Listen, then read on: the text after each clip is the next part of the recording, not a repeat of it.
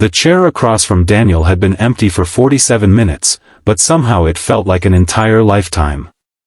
The restaurant around him was alive with laughter, clinking glasses, and couples leaning toward one another, while Daniel sat alone beneath the warm yellow lights, staring at a phone that refused to ring. He had promised himself that tonight would be different. After years of avoiding relationships, he had finally agreed to a blind date arranged by his sister. He had even bought a new shirt. But now, with the untouched glass of water in front of him and the reservation card folded beneath his hand, he was beginning to wonder if opening his heart had been the biggest mistake he had ever made. Before we continue, if you believe people deserve second chances, if you believe kindness can find someone even on their darkest night, please like this video, share it with someone who needs hope, leave a comment, and subscribe to Kindness Corner. Sometimes one small act of kindness can change a life forever. Daniel looked at the restaurant door one final time before checking his phone again. No message. No apology. Nothing. His date, Hannah, had simply disappeared before ever arriving. He could have been angry, but disappointment had already drained the strength from him.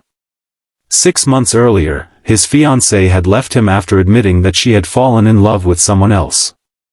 Daniel had spent months rebuilding himself from the pieces of a future he thought was guaranteed. His sister had insisted that he try again, saying that not every person would hurt him. So he had reluctantly agreed to the blind date.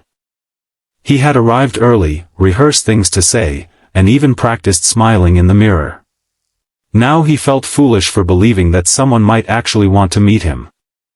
He reached for his wallet and prepared to leave. That was when the waitress approached his table. Her name tag read Claire. She had been serving him all evening, quietly refilling his water and pretending not to notice that he kept checking the door. She placed the bill on the table, but instead of walking away, she stood there for a moment. Then something unexpected happened. She pulled out the empty chair across from him and sat down. Daniel looked at her in confusion, wondering whether he had somehow misunderstood the situation.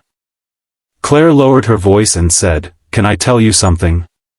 There was something in her expression that immediately made him stop reaching for his wallet. She told him she had noticed him sitting there for almost an hour.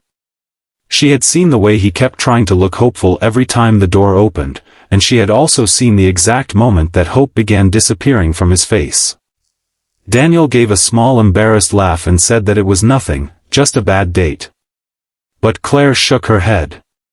She told him that sometimes people call something a bad date when what they are really experiencing is the pain of feeling unwanted.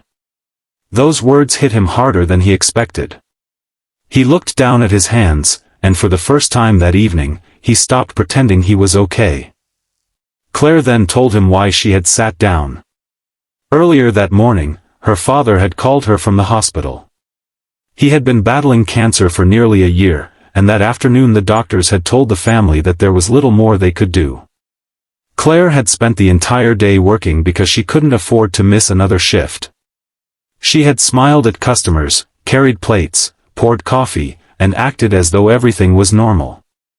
But when she saw Daniel sitting alone, she realized she wasn't the only person in the room who was silently hurting. Daniel didn't know what to say. He simply listened. Claire admitted that she had been afraid to go to the hospital after her shift because she didn't know how to face the possibility of losing her father. She said she had spent years believing that being strong meant never letting anyone see you break. But watching Daniel sit alone had made her realize something. Sometimes strength wasn't about hiding your pain. Sometimes it was about allowing another person to sit beside you while you carried it. For several minutes, neither of them spoke. The restaurant seemed strangely quiet despite being full. Daniel finally told her about his broken engagement. He told her how he had started believing that perhaps something was wrong with him, because if the woman he loved could leave so easily, maybe he simply wasn't worth staying for. Claire looked directly at him and told him that someone walking away was not proof that he was worthless. It was only proof that they had chosen a different path. Those words stayed with Daniel. Then Claire did something even more unexpected. She reached into her apron and pulled out a small folded piece of paper. She explained that her father had written it for her several weeks earlier. She had kept it with her ever since. On the paper were only a few simple words: don't measure your life by who stays. Measure it by how much love you gave while they were there. Daniel felt his eyes fill with tears. He asked Claire why she was telling him all this. She smiled sadly and said because she didn't want either of them to spend the night believing they had been abandoned. Sometimes, she said, two strangers could meet at exactly the right moment without knowing they had been sent into each other's lives for a reason. Daniel paid the bill, but before leaving, he asked Claire if she would be okay. She nodded, though her eyes revealed how frightened she was. He hesitated, then told her that if she needed someone to drive her to the hospital after her shift, he would take her. Claire initially refused, saying she couldn't ask a stranger for something like that. Daniel smiled and said, "You're not asking anymore. I'm offering." That night, Daniel drove Claire to the hospital. He waited outside while she went into her father's room. Nearly an hour later, she came back with tears streaming down her face, but there was a strange peace in her expression. Her father was still alive. Weak, tired, and surrounded by machines, but alive. Claire said she had finally told him everything she had been too afraid to say. She told him she loved him. She thanked him for teaching her how to be kind. And before she left, he squeezed her hand. Daniel drove home just before sunrise. He never met Hannah. He never learned why she hadn't shown up. And strangely, he stopped caring. Weeks passed. Daniel began volunteering at the hospital where Claire's father was receiving treatment. Claire continued working at the restaurant. Their friendship grew slowly, without expectations or promises. They talked about grief, family, fear, dreams, and the strange ways life could turn a painful night into a doorway towards something beautiful. Months later, Daniel walked into the same restaurant and found Claire waiting for him. This time, there was no empty chair. She sat across from him with a smile, and Daniel realized something he had never understood before.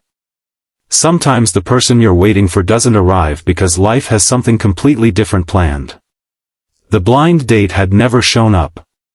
But someone else had. Someone who needed him as much as he needed her. If this story touched your heart, please take a moment to like the video, share it with someone who may be feeling alone, and subscribe to Kindness Corner. Your support helps these stories reach people who may desperately need their message. And before you go, comment, "I believe in second chances," if you believe that one painful moment should never be allowed to define an entire life.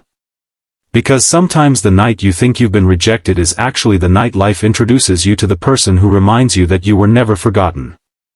Sometimes an empty chair isn't the end of your story. Sometimes it's simply making room for someone you were never expecting.